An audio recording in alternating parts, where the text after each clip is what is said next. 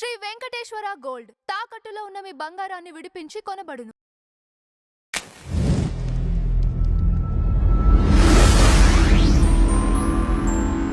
Sir, ప్రశ్న రావణ్ గారి వరుసగా అరెస్ట్ అవ్వటం పైన మీ అభిప్రాయం ఏంటి? ఇంకొకటి, భావ ప్రకటన స్వేచ్ఛ ఉంది కదా అని వేరే వాళ్ళ ఈ మత విశ్వాసాలను ఇబ్బంది కలిగించేలా మాట్లాడటం ఎంతవరకు కరెక్ట్? అంటే ఒకటి, ఆయన ఒకటే కాదు ఆ పని చేసింది, ఆయన కంటే ముందు ఆయన తర్వాత కూడా అలాంటి భాష వాడుతున్న వాళ్ళు ఉన్నారు. అంటే ఈయన పవన్ కళ్యాణ్ గారిని ఇమిటేట్ చేశాడు ఒక రకంగా. యాక్చువల్గా ఆయన మొన్న జరిగినటువంటి ఏలూరులో జరిగిన దళిత క్రైస్తవ శంఖారావంలో ఆయన పవన్ కళ్యాణ్ గారిని ఇమిటేట్ చేస్తూ, పవన్ కళ్యాణ్ గారు వైసీపీని టార్గెట్ చేస్తూ చెప్పు మార్చి మార్చి తిప్పి తిప్పి కొడతాను కొడకల్లారా అన్నాడు కదా. ప్రపంచం అంతా విన్నది ఆ మాట. దాన్ని ఇమిటేట్ చేస్తూ రాధా మనోహర్ దాస్ని టార్గెట్ చేస్తూ మాట్లాడాడు. పవన్ కళ్యాణ్ని కాదు ఆయన అంది ఆ డయాస్ మీద. పవన్ కళ్యాణ్ని విడిగా రకరకాలుగా మాట్లాడాడు, అది వేరు. కానీ ఇప్పుడు వ్యవహారం వేరు. ఇప్పుడు కేసు నడుస్తుంది. ఆ రోజు వేదిక మీద మాట్లాడిన దాని మీద ఆయన టార్గెట్ చేసింది రాధా మనోహర్ దాస్ని. అతను క్రైస్తవ హిందూ మతాల మధ్య విద్వేషాన్ని రెచ్చగొట్టే ప్రయత్నం చేస్తున్నాడు, అది నువ్వు ఆపకపోతే ఇలా చెప్పు తీసుకుని మార్చి మార్చి కొట్టాల్సి ఉంటుంది అన్నాడు. ఇది గొడవ. కాబట్టి ఇక్కడ రియాక్ట్ కావలసినది రాధా మనోహర్ దాస్ భక్త మండలి, లేకపోతే రాధా మనోహర్ దాస్. ఆయన ఏమన్నాడు? క్రీస్తు జననము గురించి మాట్లాడుతూ ఆయన యూట్యూబ్స్లోనూ రకరకాల చోట్ల చాలా రెడిక్యూల్ చేస్తూ మాట్లాడాడు. అంటే ఒక రకంగా వ్యభిచారి అనే పదాన్ని వాడుతూ వాళ్ళు పూజించేటువంటి ఒక దేవత మీద మాట్లాడాడు. చాలా వివాదమైంది, చాలా గొడవైంది. ఇప్పటికీ అలాంటి అభిప్రాయాలతోనే ఉన్నాడు ఆయన. మధ్యలో చాలా కాంట్రవర్సీ అయ్యి జనాలు దాడి చేసి కేసులు పెట్టి ఇదైన తర్వాత కొంచెం తగ్గాడు ఈ మధ్యకాలంలో. కానీ ఇప్పటికీ అలా మాట్లాడాలనే కోరిక ఉంది ఆయనకి. అందుకని హిందూ క్రైస్తవుల మధ్య వివాదం రేపుతున్నటువంటి ఇలాంటి వాళ్ళని ఎందుకు టాలరేట్ చేయాలి అని ఆయన అడుగుతున్నాడు. ఇప్పుడు ఈ కాంటెక్స్ట్లో మొత్తానికి పవన్ కళ్యాణ్ గారు జనసేన గాయపడింది. పవన్ కళ్యాణ్ అన్నాడేమో ఈయన ఈ చెప్పు తీసుకుని మార్చి మార్చి కొట్టడం, అది స్ట్రైట్గా పవన్ కళ్యాణ్ వాడిన భాష. ఆయన మాడ్యులేషన్లో ఈయన మిమిక్రీ చేస్తూ మాట్లాడాడు. దానికి ఈ ప్రశ్న రావణ్ అనే అతని మీద చిరాకు పడిపోయి అధికారం ఉంది కదా అనే ఉద్దేశంతో ఒక అడుగు ముందుకేసి అక్కడి నుంచి పోలీసుల్ని పరిగెట్టించి తెలంగాణలో అరెస్ట్ చేశారు వీళ్ళిద్దరిని. ప్రశ్న రావణ్ని, కేవీఆర్ అనేటువంటి ఇంకో జర్నలిస్ట్ని అరెస్ట్ చేసేటప్పుడు వారెంట్లు ఇక్కడికి వచ్చి చూపించటాలు అవి కూడా ఏం చేయలేదు, జస్ట్ లిఫ్ట్ చేసి తీసుకెళ్ళిపోయారు అంతే. ఆ కేవీఆర్ ఇంటి దగ్గర అడ్డుకోవడానికి ప్రయత్నం చేసిన ఆయన వైఫ్ మీద చెయ్యేసి ఒక పోలీస్ ఆఫీసరు ఆవిడని పక్కకి గెంటాడు. కనీసం మహిళా పోలీసుల్ని వాడాలి అనేటువంటి స్పృహ కూడా లేకుండా. అది ఆల్రెడీ కేసు అయింది. అది వాళ్ళు ఇక్కడికి రావాలి, ఈ పోలీస్ స్టేషన్కి, సరూర్ నగర్ పోలీస్ స్టేషన్లో కేసు పెట్టారు వీళ్ళ మీద. సో ఇదొక వివాదం. అయితే ఇప్పుడు ఆయన్ని రావణ్ని అరెస్ట్ చేసిన తర్వాత అక్కడికి తీసుకెళ్ళి ముందు ఒక చోట కోర్టులో హాజరుపరిచారు. పిఠాపురంలో హాజరుపరిచారు. వారు బెయిల్ ఇచ్చారు. జడా శ్రవణ్ కుమార్ ఎవరైతే ఈ మీటింగ్ ఆర్గనైజ్ చేశాడో ఆయనే లాయర్, ఆయనే వెళ్ళి బెయిల్ వేశాడు. బెయిల్ వచ్చేసింది ఇమ్మీడియట్గా. బెయిల్ వచ్చింది కానీ కేసు ఉంటుంది. ఆయన బెయిల్ మీద రిలీజ్ అవ్వగానే ఇంకొక పీటీ వారెంట్ చూపించారు, అక్కడికి తీసుకెళ్లారు. ఆ పీటీ వారెంట్ తీసుకెళ్ళినటువంటి సర్పవరం అక్కడ అయిపోయింది. అక్కడి నుంచి ఇంకొక పీటీ వారెంట్ వచ్చింది. ఆ వారెంట్ నేపథ్యంలో మచిలీపట్నం తీసుకెళ్లారు, అక్కడ హాజరుపరిచారు. ప్రతి చోట బెయిల్ వస్తూనే ఉంది. బెయిల్ వచ్చినా కేసు ఉంటుంది, ఆ వాయిదాలకు వెళ్ళాలి ఆయన. ఇప్పుడు నిజానికి ఒక 15 చోట్ల కేసులు పెడితే ఈ 15 చోట్ల కేసులు పెట్టి బెయిల్ వచ్చినా కానీ నరకమే. ఎందుకంటే రోజుకు ఒక కోర్టులో వాయిదా ఉంటుంది. ఆ వాయిదాకి వెళ్ళాలా, లేకపోతే లాయర్ని పెట్టి అక్కడ ఏదైనా పిటిషన్ వేయించాలా అనే గోలే. ఇదొక టార్చరే. కాకపోతే ఎక్కడా కూడా అతను రిమాండ్కి వెళ్ళాలా. కాబట్టి రిమాండ్కి పంపడానికి ఏం చేయాలి అని ఆలోచించి ఈలోపు ప్రకాష్ రాజు గారు ఇలాంటి వాళ్ళు మాట్లాడారు బయట. ఇతను వెళ్ళిన ప్రతి కోర్టు దగ్గర ఇతనికి బెయిల్ వస్తుందంటే కోర్టులు దీన్ని సీరియస్ క్రైమ్గా తీసుకోవట్లేదు.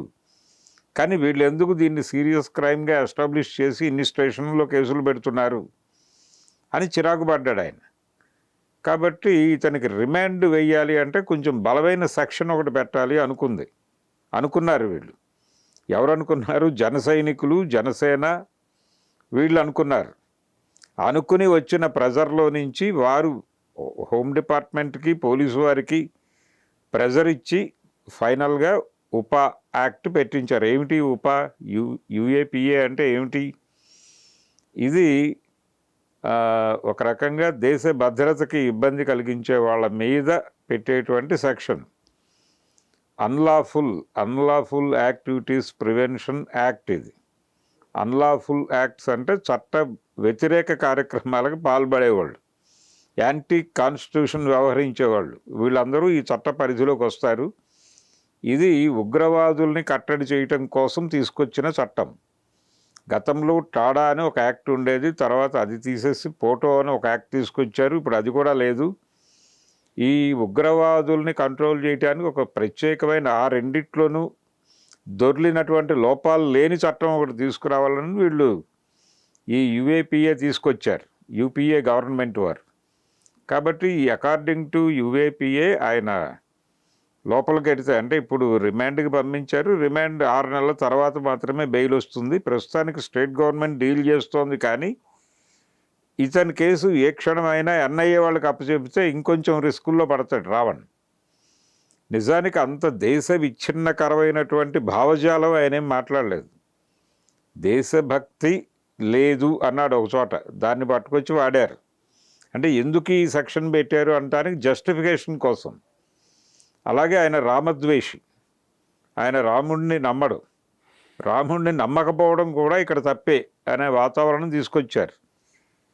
ఇలా ఆయన మీద ఇప్పుడు ఆయన హిడ్మా ఎన్కౌంటర్ జరిగినప్పుడు ఏదో ఖండిస్తూ మాట్లాడాడు. ఇదొక జస్టిఫికేషన్ ప్రోగ్రామ్. అది ఏఐ క్రియేషన్ అని కూడా మాట్లాడుతున్నారు ఆ వీడియో. ఒకవేళ ఒరిజినల్గానే మాట్లాడాడు ఆయన ఒకడేంటి, చాలామంది మాట్లాడారు హిడ్మా ఎన్కౌంటర్కి వ్యతిరేకంగా. వాళ్ళందరి మీద ఉపా పెట్టారా లేదే? మరి ఈయనకి ఇప్పుడు ఎందుకు గుర్తొచ్చాడు సడన్గా సంఘటన జరిగి ఇంతకాలం అయిన తర్వాత? అంటే ఇది కక్ష సాధింపు కోసం పెట్టిన యాక్టు అనేది అర్థమవుతూనే ఉంది. ఈ యాక్ట్ పెడితే 6 నెలల వరకు బెయిల్ రాదు, 6 నెలలు లోపల పడి ఉంటాడు అనే నమ్మకంతో పెట్టారు వాళ్ళు. అందుకని ఈ ఉపా పెట్టడం అనేది ఖచ్చితంగా అధికార దుర్వినియోగమే.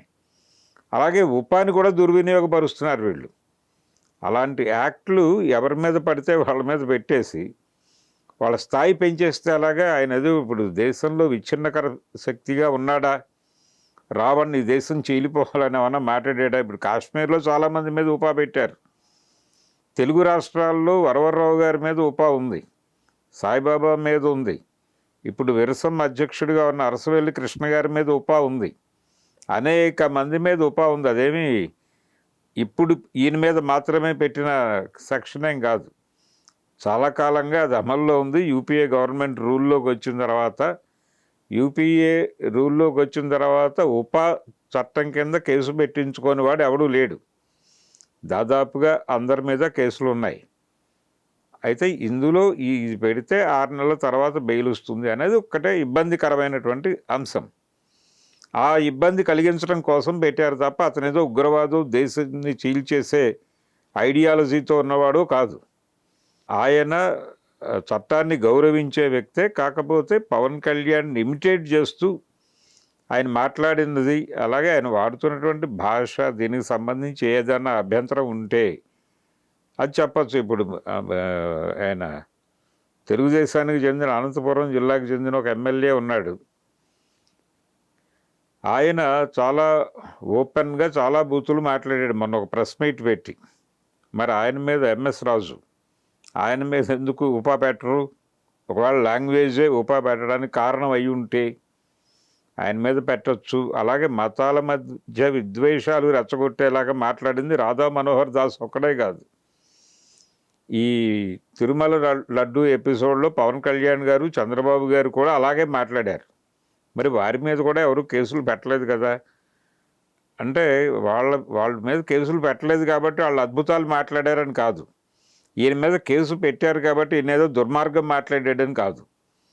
ఈయన మాట్లాడింది ఏమీ లేదు. ఆయన క్లియర్గా ఆ మీటింగ్ వరకు అయితే పవన్ కళ్యాణ్ ఆయన ఏమి దాడి చేయలేదు. చాలా స్పష్టంగా వారు వాడిన భాష, ఆ పద్ధతి, ఆ మాడ్యులేషను వీటిని ఇమిటేట్ చేశాడు అంతే.